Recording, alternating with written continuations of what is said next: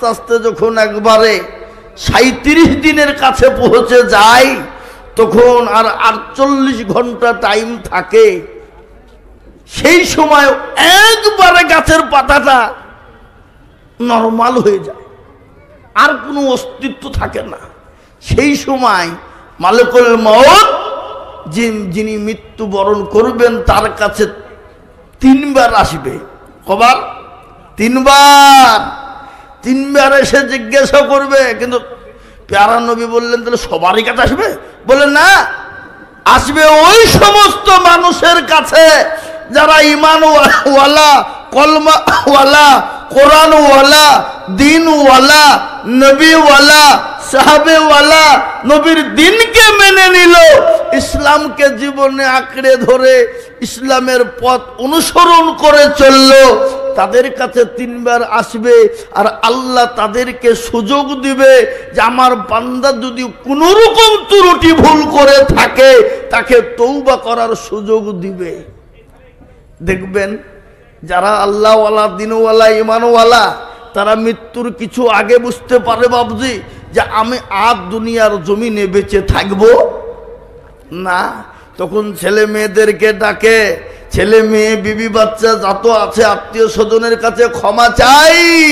ক্ষমা চেয়ে নে। আল্লাহ বলল, বান্দা রে আমি তোমাকে সুযোগ দিয়ে দিলাম রে বান্দা, এই 48 ঘন্টার ভিতরে যদি তুমি তোমার জীবনের সমস্ত গুনাহগুলা, তোমার যত দুনিয়ার জমিনে অন্যায় নাই করেছো, তুমি তওবা করে নিয়ে গুনাহগুলা ক্ষমা করে নিতে পারো, আমি আল্লাহ তোমাকে দুনিয়া থেকে যাওয়ার পরে কবরে আমি আল্লাহ এত সুখময় জায়গা তোমাকে দেব।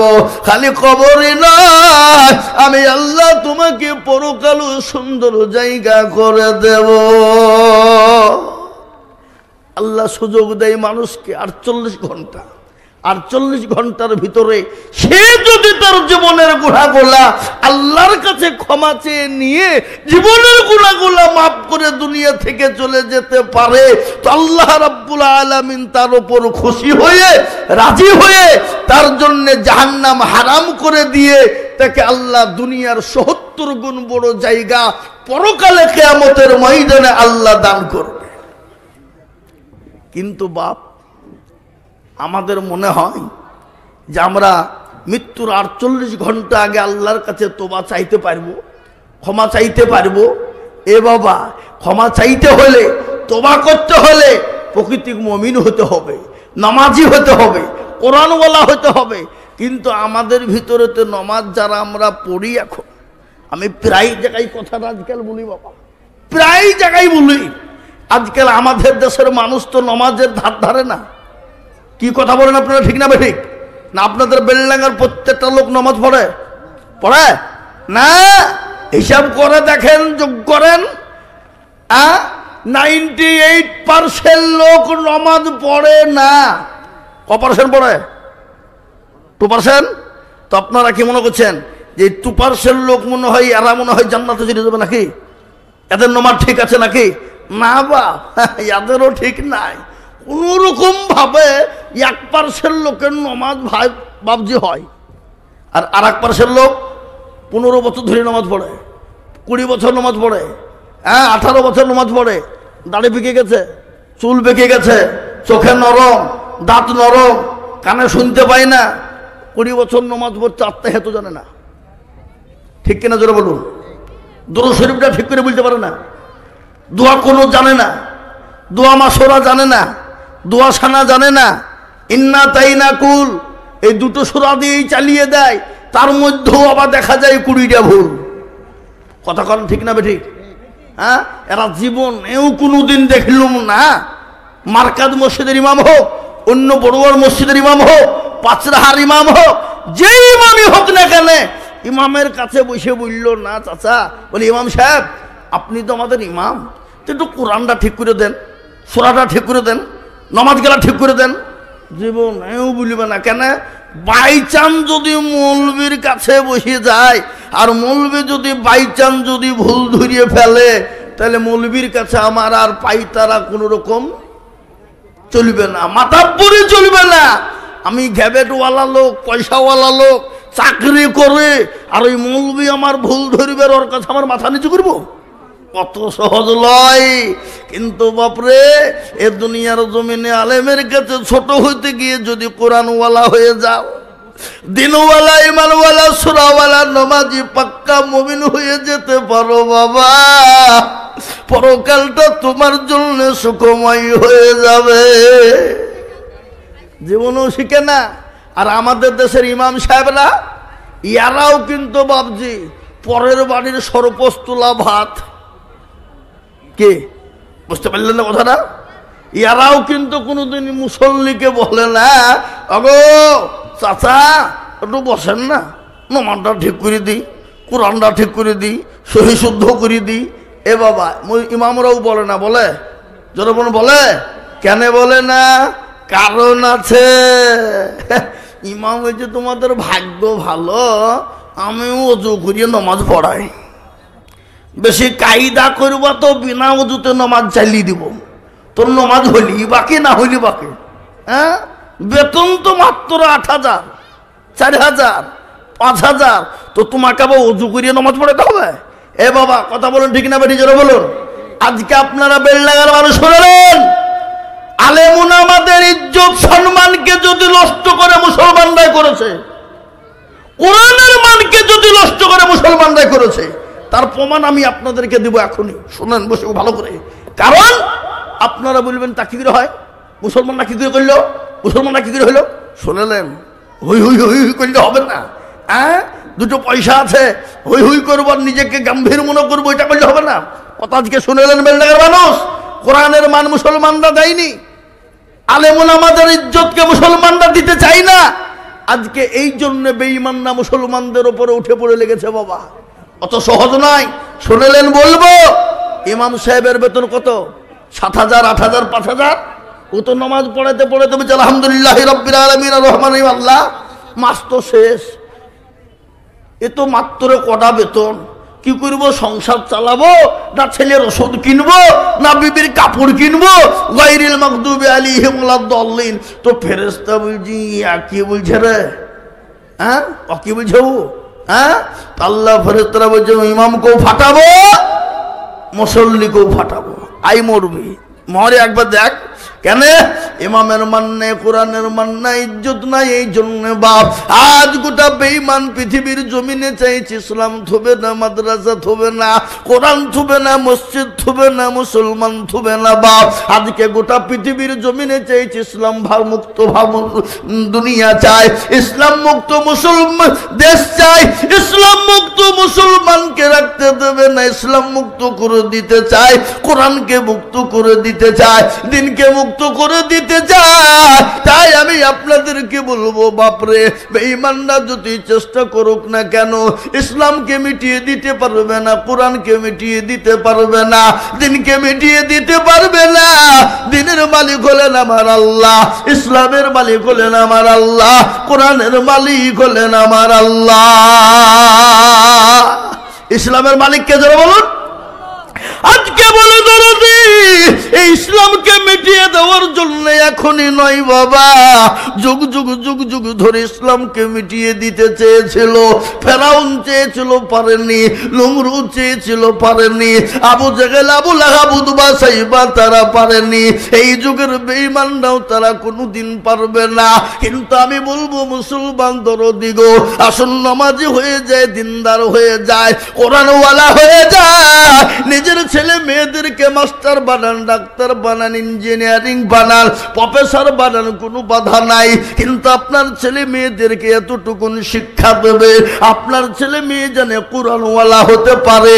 আপনার ছেলে মেয়ে যদি কোরআনওয়ালা হয়ে যায়, আপনার ছেলে মেয়ে যদি জায়েজ না জায়েজটা বোঝে না, আপনার ছেলে মেয়ে যদি হালাল হারামটা বোঝে না, আপনার ছেলে মেয়ে যদি কোরআনকে মান দিতে পারে, ও মুসলমান গো, দুনিয়া জমিনে যত তুমি ইনকাম করবা, যত সুশিক্ষায় শিক্ষিত হবা, আল্লাহর তরফ থেকে তোমার ওপর মাদাদ আসবে। আর মুসলমান দরদি ছেলে মেয়েদেরকে কোরআন শেখাবা না। আজকে ইংলিশ মিডিয়ামের জন্য আপনার লক্ষ লক্ষ টাকা ছেলেদের পিছনে খরচ হয়ে যায়।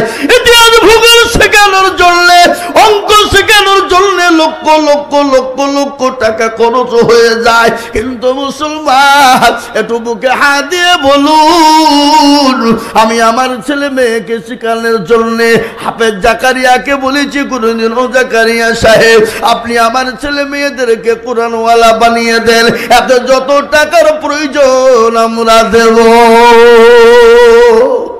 একজনা বলতে পারবে? বুকে হাত দিয়ে বলতে পারবেন? কার দোষ দিবেন আপনি? কাকে বলবেন? প্রত্যেকটা মুসলমানের বাড়িতে প্রতিদিন সকালবেলাতে কোরআন পড়া জরুরি জরুরি জরুরি জরুরি। কিন্তু আমাদের বাড়িতে প্রত্যেক দিন কোরআন তেলাওয়াত হয়, এ লোক পাওয়া যাবে? পাওয়া যাবে না, কোনো দিন পাওয়া যাবে না। যে কিতাবটা আল্লাহর রাসূল আল্লাহ বলেছেন, ওগো মুসলমান, প্রতিদিন তুমি একটা করে আয়াত হলেও কোরআনটা খুলে নিয়ে বাড়ির বরকতের জন্য বাড়িতে বসে যাও। একটা মুসলমান পড়ে না, কার দোষ দিবেন আপনি? কোরআনের মান আমরা দিতে জানি না, ইসলামের মান দিতে জানি না।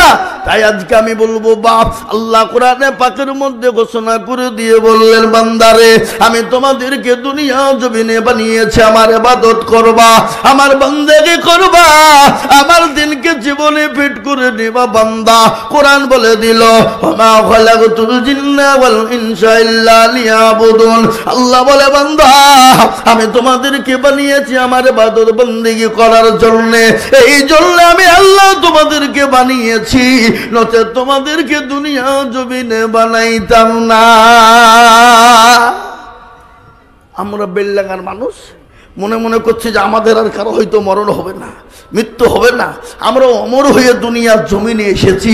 কিন্তু না বাপ, মৃত্যু হবেই, আর মরণের পরে আর একটা জায়গা আমাদের জন্য তৈরি আছে।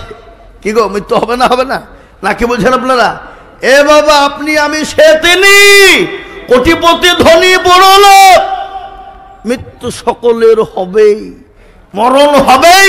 আর মরণ যে কখন কার কোন টাইমে হবে একমাত্র জানেন তিনিই ভালো, তিনি হলেন আমার আল্লাহ। তাই আমি আপনাদেরকে বলবো, আসুন ভাইরে ও মুসলমান, বেঈমানের বাবার ক্ষমতা নেই, মসজিদ ভেঙে দিতে পারে, কোরআনকে পুড়িয়ে দিতে পারে, ইসলামকে মিটিয়ে দিতে পারে। আজকে মুসলমান যদি নামাজি হয়ে যায়, মসজিদমুখী হয়ে যায়, কোরআনমুখী হয়ে যায়, গোটা বিশ্বের বেঈমান মুসলমানদের পায়ের তলে পড়ে যাবে। গোটা বিশ্ব মুসলমানদের পায়ের তলে পড়ে লুটুপুটু খেলবে, লুটুপুটু খেলবে, আর বেঈমানরা আমাদের কাছে মাথা নত করবে। আজকে মুসলমানদের দোষে আজকে বেঈমানরা আমাদের ওপর মাথায় আঙ্গুল তুলে কথা বলে, আমাদের মসজিদগুলোর ওপর আক্রমণ করে, মাদ্রাসাগুলাকে ভেঙে দিতে চায়, কোরআনকে পড়িয়ে দিতে চায়। কিন্তু আমি আপনাদেরকে বলি, আজ থেকে নিয়াত করলেন, এই মার্কাজ মসজিদ আমরা বানিয়েছি, বানাইনি নয়, আমরা আজ থেকে নিয়াত করব, ছেলে মেয়েকে কোরআনওয়ালা বানাবো, মসজিদমুখী হব, ছেলে মেয়েদেরকে নামাজের জন্য মসজিদের জন্য ডাকবো। আল্লাহর তরফ থেকে মাদাদ চলে আসবে। বেঈমানদের ক্ষমতা নাই মুসলমানদের ক্ষতি করে দিতে পারে। সে জামানায় মাত্র 313 জন সাহাবা, লক্ষ লক্ষ কাফের। আল্লাহু আকবার। সাহাবাদের কাছে অস্ত্র শস্ত্র কিছুই নাই, তাদের ছিল ঈমান। ঈমানে বলে বলিয়ান তারা, আর তাদের লক্ষ লক্ষ কাফেরদের অস্ত্র শস্ত্র। সেই ময়দান থেকে লক্ষ লক্ষ কাফেররা সেদিন মুচকি মুচকি হেসেছিল, আজকে মুসলমানদেরকে তুলোর মতো নুড়িয়ে দেব। আর সমস্ত মুসলমানরা বলেছিল, আল্লাহর রাসূল সামান্য 300 লোক, এই কটা লোক নিয়ে লক্ষ লক্ষ কাফেরের মোকাবিলা করব কি করে? আল্লাহর নবী সিজদায় পড়ে গেল, আল্লাহকে বলেন, পরওয়ারদিগারে আলম, মাবুদ মাওলা, তুমি যদি চাও তোমার দিনকে জিন্দা রাখবা, ওগো আল্লাহ তুমি তোমার দিনের খিদমত করবা, আর তুমি যদি চাও দিনকে থুব না, ও আল্লাহ তাহলে তুমি তোমার দিনকে মিটিয়ে দিবা। সেই দিন আল্লাহ বলেছিল, গো নবী আপনি চিন্তা করবেন না, আজকে 1000 2000 5000 পর্যন্ত ফেরেশতা দিয়ে কাফের বেঈমানদেরকে রাস্তায় নাবুদ করে দেব, তাদের গোষ্ঠী সৃষ্টি করে দেব। ওগো নবী ইসলামের সেদিন জয় হয়ে যাবে। আমি আপনাদেরকে বলার উদ্দেশ্য হলো এটা, সে আল্লাহ আছে না মরে গেছে? বলুন, সে আল্লাহ আছে না মরে গেছে? না আল্লাহর মনে হয় বয়স হয়ে গেছে, নাকি শক্তি কমে গেছে? না, সে আল্লাহ ছিল, এখনো আছে, আগামীতেও থাকবে ইনশাআল্লাহ। তাই আমি বলি, যতই বেঈমানরা চেষ্টা করুক না কেন, ইসলামকে শেষ করতে পারবে না। আর একবার হাত উঁচু করে আল্লাহকে দেখিয়ে বলুন ইনশাআল্লাহ। অনেকে তুলল না, ওরা মনে মনে করছে দেখো মৌলবী হাত তুলতে বলছে মানে এবার লাইনে ঢুকছে, নাকি? এ বাবজি, ওরা মনে মনে করছে অনেকেই, কিন্তু বাবজি